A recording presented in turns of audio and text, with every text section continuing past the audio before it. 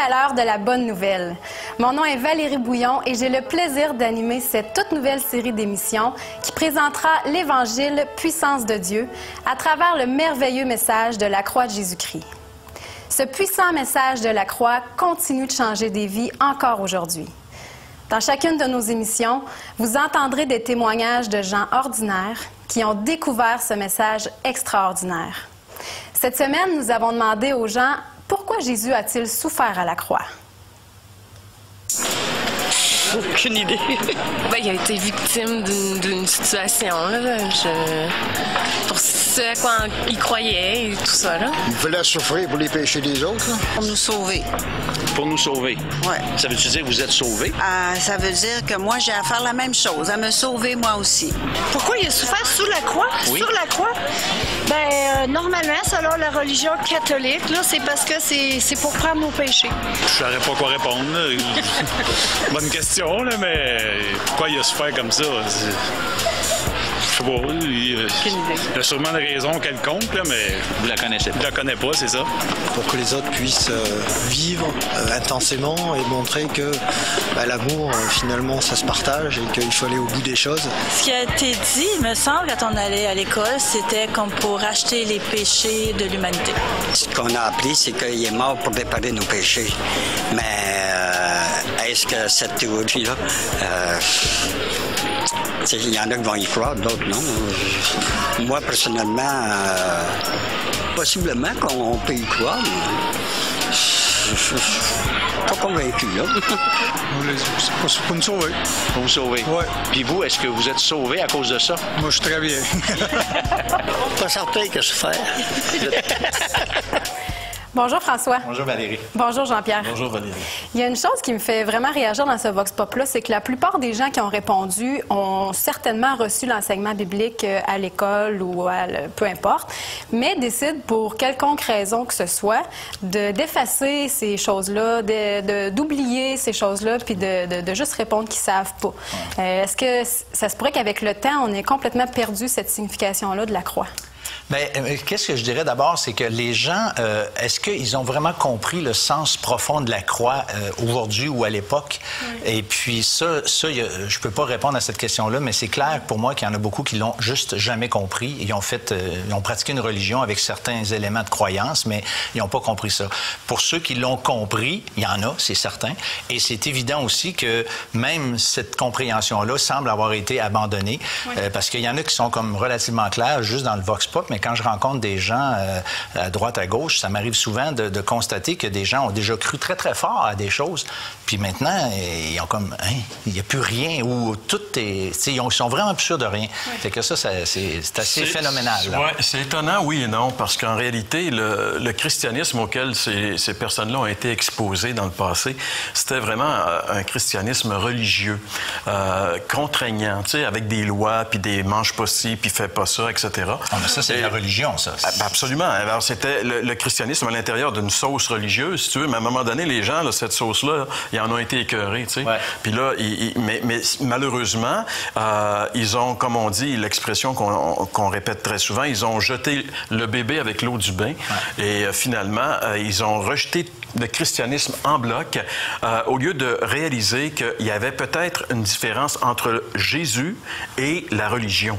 Et c'est ça le drame. C'est ça qui se passe aujourd'hui. Parce que moi, je pense sincèrement que quelqu'un qui a vécu une expérience véritable à la croix, quelqu'un pour qui Dieu a ouvert les yeux sur ce qui se passe sur cette croix, lorsque le Christ meurt sur la croix, quand quelqu'un réalise ça, moi, je pense qu'il ne peut pas rester indifférent, puis il ne peut pas un jour s'éloigner de ça. Ça marque un individu, ça transforme une personne, parce que la découverte de ce qui se passe à la croix nous amène à établir une relation personnelle avec le Christ ressuscité. Et cette relation-là, bien sûr, on l'entretient au fur et à mesure qu'on vieillit. Et plus on est vieux, normalement, comme un bon vin qui vieillit et qui est encore meilleur, ben, plus on vieillit dans une relation avec le Christ, plus on est convaincu que c'est la vérité parce qu'on a tellement d'expériences vécues avec le Christ. Donc, moi, je pense, Valérie, que la différence est entre ce christianisme religieux et le vrai christianisme qu'on appelle la nouvelle naissance, par exemple. Mais moi, Jean-Pierre, tu sais, on parle de sauver, puis je sais qu'il y a un monsieur de la campagne qui avait déjà dit, il avait souvent entendu l'Évangile, puis là, il dit, mais il y a une affaire que je comprends pas, il dit ce sauvage-là, tu sais, dans le sens sauver, il comprenait pas. Puis je pense qu'il a absolument raison, il fait partie d'une majorité de personnes à être sauvés, mais sauvés, même ceux qui disent que Jésus est venu pour nous sauver, mais sauver de quoi? Et puis là, même quand moi je pose la question à des gens, là, je m'aperçois qu'ils virent en dessous, là, tu sais, ils sont comme, je suis pas capable de le dire. C'est pour ça qu'on convie les gens à écouter notre émission lors de la Bonne Nouvelle, parce que sauver de quoi? Qu'est-ce que ça signifie être sauvé? C'est toutes des questions auxquelles nous allons nous efforcer de répondre au cours de cette émission et des subséquentes également. Bien, merci beaucoup, messieurs. Je vous invite fortement à réagir et vous pouvez le faire de plusieurs façons. Tout d'abord, vous pouvez nous écrire sur Facebook ou Twitter ou encore par la poste à l'adresse suivante. À l'heure de la Bonne Nouvelle, casier postal 26006, Trois-Rivières, Québec, G8Y7M1 ou par téléphone au 1-866-509-1319 ou encore par courriel à info@hbn.ca. Eh bien, aujourd'hui, notre thème, c'est l'Évangile de la douleur. Toute notre émission est consacrée à cet aspect de l'œuvre de Jésus à la croix. Vous savez, parler de souffrance, parler de douleur, c'est pas un sujet tellement populaire, puis on n'aime pas tellement ça, parler de ces choses-là. Je me rappelle de cette dame que j'ai vue dernièrement à la télévision, qui était interrogée sur la mort et qui disait qu'elle n'avait pas vraiment peur de mourir, mais qu'elle ne voulait pas souffrir.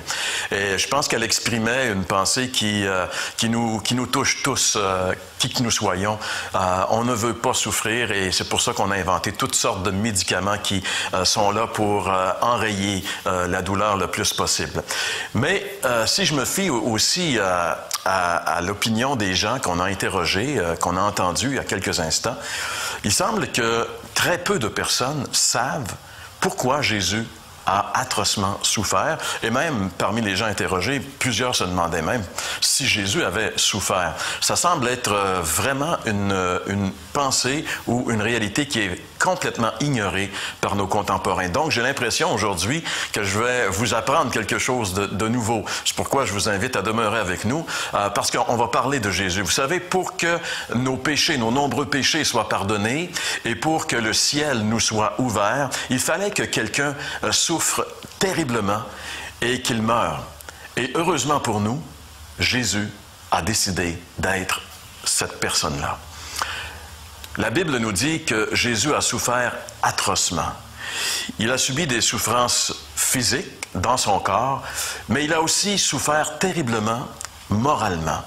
Parmi les souffrances physiques que Jésus a dû endurer à cause de nos péchés, la Bible parle de la flagellation. Vous savez, Jésus est venu il y a 2000 ans. Et à cette époque-là, c'était le début de l'Empire romain. Les Romains ont créé un empire qui a duré 4 siècles, qui a dominé le monde. Il y a eu beaucoup d'innovations qui ont été faites par les Romains. Et les Romains appelaient toutes les autres nations des barbares. Si on n'était pas un Romain, on était un barbare.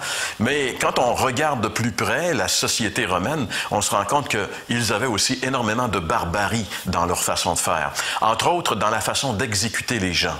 La crucifixion était probablement le mode de mise à mort le plus barbare qui a existé dans l'histoire de l'humanité. Parce que la crucifixion était précédée de la flagellation. Et Jésus a été flagellé. Et lorsqu'on parle de flagellation, c'est quelque chose qui dépasse un petit peu notre entendement. Et on ne peut pas comprendre que quelqu'un puisse faire souffrir une autre personne comme ça. Les historiens nous le disent, les Romains, lorsqu'ils passaient quelqu'un par la flagellation, c'était absolument horrible. Les Romains fouettaient les gens avec ce qu'ils appelaient des scorpions. C'était des fouets qui étaient faits de lanières de cuir, au bout desquelles on avait introduit soit des fragments d'os ou des pierres très effilées, de façon à ce que lorsqu'on frappait le dos de la personne et que le bourreau retirait le fouet, le scorpion, il labourait littéralement le dos de la personne. Dans le début des années 2000, il y a un film qui a été tourné à Hollywood par Mel Gibson qui s'appelle La Passion du Christ. Et dans ce film-là, pour la première fois, on a vraiment bien illustré c'était quoi l'horreur de la flagellation. Ces images horribles, même ces images-là ont été décriées par plusieurs disant que c'était trop, mais ils représentaient vraiment la réalité. C'est qu'on a peur parfois de voir la réalité des choses. Et Mel Gibson, dans la flagellation, nous montrait cette réalité lorsqu'on voit Jésus être cruellement fouetté. Il est devenu comme une loque, finalement. Et d'ailleurs, les historiens nous disent qu'au niveau de la flagellation, les gens, la plupart, souvent, les gens mouraient à ce stade-là. Leur dos était complètement ouvert, on voyait même les organes, et c'était quelque chose de terrible. Mais si la personne ne mourait pas, alors venait la deuxième horreur, c'était celle de la crucifixion. Et pour ajouter à l'horreur, alors qu'on avait déjà défiguré une personne comme ça, qu'on l'avait déjà amochée, on lui mettait sur les épaules la partie horizontale de la croix, que ces Romains appelaient le patibulum. On lui mettait sur les épaules et il devait le porter jusqu'au lieu d'exécution. Alors, on peut s'imaginer ces épaules déjà amochées et ce bois rugueux qui frottait sur les épaules. Et cette personne devait porter cette pièce de bois jusqu'à son lieu d'exécution. Et rendu à son lieu d'exécution, on joignait la pièce horizontale et la pièce verticale et on élevait cette personne face à tous les gens qui la regardaient. La personne était déjà presque à moitié morte et là on l'élevait, on avait mis des clous dans ses mains, un clou dans ses pieds et venait l'horreur de la crucifixion qui pouvait durer parfois des heures. Et la personne qui était crucifiée souffrait tellement qu'il y avait un dicton qui disait qu'une personne qui mourait de crucifixion mourrait 1000 morts. Parmi les atrocités de la crucifixion, il y avait entre autres cette position inconfortable. Imaginez-vous être suspendu sur 2 pièces de bois. Tout le poids du corps reposait sur les pieds et les pieds étaient cloués sur une petite tablette, donc la plaie se déchirait. C'était atrocement souffrant. Lorsque le crucifié voulait trouver un peu de repos, s'il voulait s'accoter sur la croix, son dos labouré sur ce bois rugueux devenait insupportable. On nous dit aussi que les plaies au soleil, sous la chaleur, s'infectaient très rapidement, causant des douleurs incroyables. Les experts nous disent que les artères se gonflaient sous cette pression, occasionnant des maux de tête incroyables à la personne qui était crucifiée. On parle également de vagues de crampes qui parcouraient le corps. On nous dit aussi que le péricarde se remplissait d'eau et la personne était en train d'asphyxier lentement sur cette croix. C'était tout à fait horrible, les souffrances physiques de la croix. Et Jésus a accepté de les subir parce qu'il vous aime, parce qu'il m'aime. Mais il y a une souffrance également que Jésus a endurée, qui est une souffrance morale. Vous savez, parmi toutes les souffrances terribles physiques que Jésus a endurées, il n'a jamais ouvert la bouche. Mais lorsqu'il était sur la croix, à un moment donné, il a ouvert sa bouche. Il s'est écrié « Mon Dieu, pourquoi m'as-tu abandonné ?» Alors qu'il était sur cette croix, la Bible nous dit que mes péchés, vos péchés, les péchés de toute l'humanité ont été déposés sur la tête juste, sainte de Jésus. Et que là, à ma place et à votre place, il a subi le jugement de nos péchés. C'est ce que la Bible nous dit. Ça ne paraît pas aux yeux, mais la Bible nous révèle cette réalité. Et Jésus, c'était cette douleur qu'il redoutait lorsqu'il était dans le jardin de Gethsémani et qu'il disait « Si cette coupe peut s'éloigner de moi ». Mais non pas ma volonté, mais ta volonté. Et sur la croix, Jésus a bu la coupe de la colère de Dieu que méritaient nos péchés. Il l'a bu jusqu'à la lie, il l'a bu au complet. Parce que lorsqu'il était sur la croix, une de ses dernières paroles, c'est « Tout est accompli ». Si on ne se confie pas dans les souffrances de Jésus pour notre salut, la Bible dit que nous devrons souffrir cruellement pendant toute l'éternité. Tout péché mérite la mort, le jugement de Dieu. Jésus a accepté de prendre notre jugement.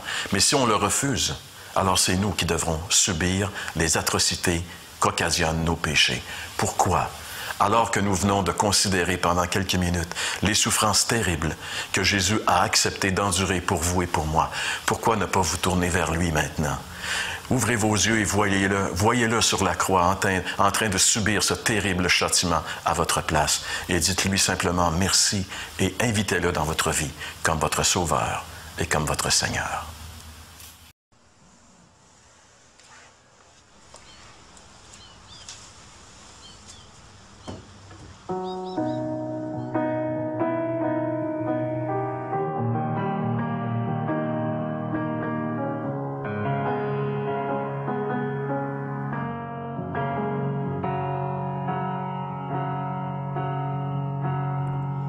Tu pries le ciel pour qu'il t'apporte de plus beaux jours. Tu mets ton espoir dans les gens qui t'entourent.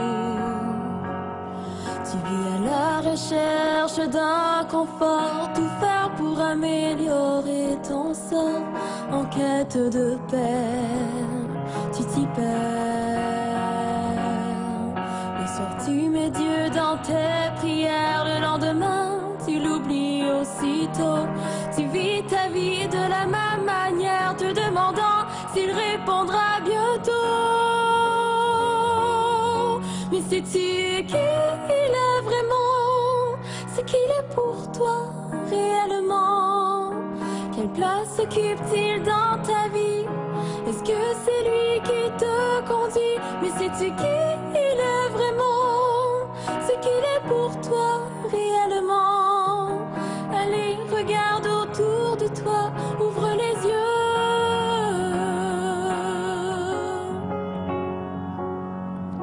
Tout ce qu'il y a autour de toi vient d'un seul auteur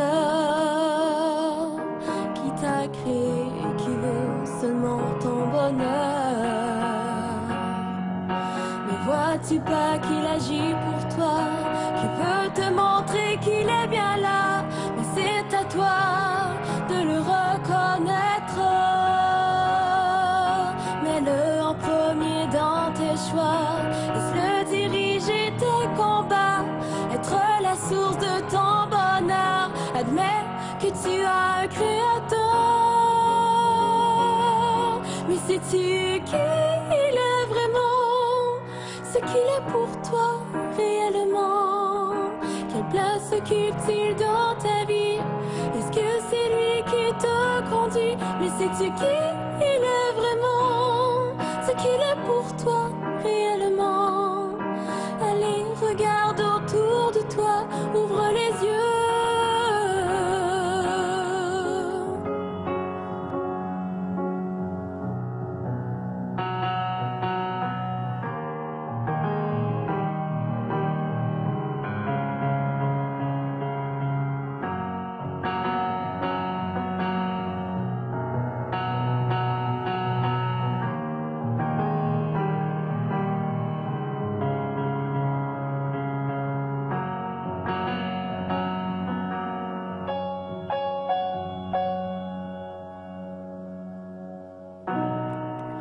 Mais qu'attends-tu de lui?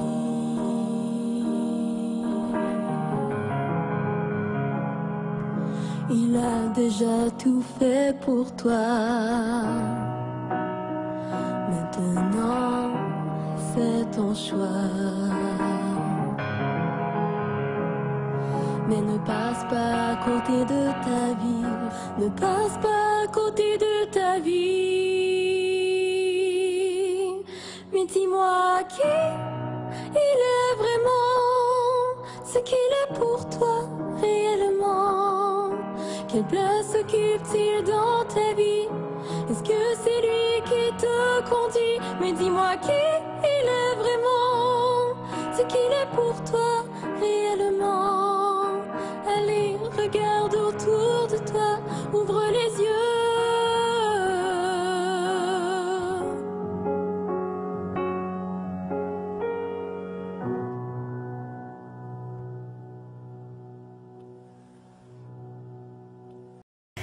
Jean-Pierre, dans ton message qu'on a entendu, tu fais référence au film de Mel Gibson, La Passion du Christ. C'est un film que j'ai même pas pu regarder au complet tellement ça me troublait de voir toutes les souffrances que Jésus a subies à la croix, tout en sachant que c'était par amour pour nous.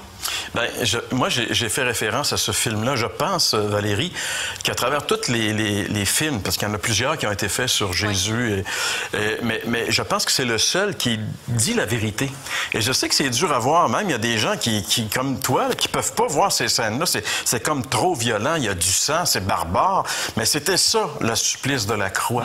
Tu sais, il faut pas se fermer les yeux. C'était horrible. Et ce que Jésus a souffert pour nous, ça a été horrible. Et ça, à un moment donné, là, il faut l'accepter parce que ça met deux choses en lumière. Premièrement, ça nous montre jusqu'à quel point le Christ nous a aimés et qui a accepté de souffrir atrocement et de mourir. Et deuxièmement, ça nous montre aussi l'énormité de notre péché. C'est le péché que nous avons commis, ça mérite un tel châtiment. C'est grave, le péché. Aujourd'hui, on a tendance à le minimiser, mais la croix met en lumière la gravité du péché, mais aussi l'immensité de l'amour de Dieu pour nous. Ouais. Jean-Pierre, il y a une vérité aussi dans le livre du prophète Ésaïe, au chapitre 53, qui est assez spécial. Ça dit, les gens, et nous l'avons considéré comme puni, ça parle de Jésus 700 ans avant qu'il souffre, donc, et nous l'avons considéré comme puni, frappé de Dieu et humilié. Mais il était blessé pour nos péchés. Ça veut dire qu'il y a des gens qui ont pensé que Jésus, là, il a souffert comme ça, mais c'est parce qu'il méritait bien. Il a fait ce qu'il fallait pour que ça se passe. Puis en vérité, l'auteur ici, Ésaïe, dit « Mais... » oubliez ça, les amis, c'est pas pour ça, c'est pas parce qu'il méritait qu'il a souffert. Il a souffert pour quelqu'un d'autre. D'où le sens profond de la croix, qui est absolument important de comprendre et que Mel Gibson, même à mon humble avis, n'exploite pas dans son film. Il parle beaucoup des souffrances comme ça, mais il s'est passé quelque chose entre lui et Dieu qui est pas mal plus dramatique même que les souffrances physiques. Et ça, c'est important de... C'est la souffrance morale dont j'ai fait allusion un peu dans mon message, que justement, on ne peut pas voir avec les yeux, mais que la Bible nous révèle, c'est qu'à ce moment-là, Jésus avait sur lui toute notre iniquité. Et ce qui s'est passé, finalement, c'est que Dieu a été obligé de juger son Fils pour nos péchés, pour les tiens, pour les miens. Ça, c'est l'Évangile. Mais merci beaucoup. La série complète sur DVD vous est offerte tout à fait gratuitement. Pour commander, écrivez-nous à l'heure de la bonne nouvelle, casier postal 26006, Trois-Rivières, Québec, G8Y7M1. Vous pouvez également le faire par courrier électronique à info@hbn.ca. Alors, Maryse Bilodeau, tu es là aujourd'hui avec nous autres pour nous raconter ton témoignage. J'aimerais ça que tu commences un petit peu par ton arrière-plan, d'où tu viens, quelle sorte de famille dans laquelle tu as été élevée. Bonjour François. Oui, moi je suis la quatrième d'une famille de 6 enfants dans la Beauce. Je suis née, j'étais dans la campagne, élevée dans la religion de l'époque au Québec et une pratique très rigoureuse chez nous. C'était très important pour mes parents. OK. Puis toi, mettons, dans ça personnellement, quelle importance relative ça avait pour toi, ces choses-là? Pour moi, Dieu était important. Et la pratique religieuse, juste un exemple, à l'âge de 12 ans, en 6e année, on faisait tous nos sacrements. Là, ça faisait partie des rites de la famille et de la religion. Puis en 12e année, en 6e année, j'ai pas voulu faire ma profession de foi.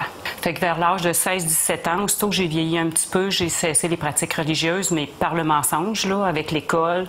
Bon, on va à la confesse. Bon, je disais à mes parents que j'étais allée à l'école, puis à l'école, je disais que j'allais y aller avec mes parents. Okay. Fait que comme ça, j'ai arrêté toute pratique religieuse. Là. Mais Dieu restait quand même très présent. OK.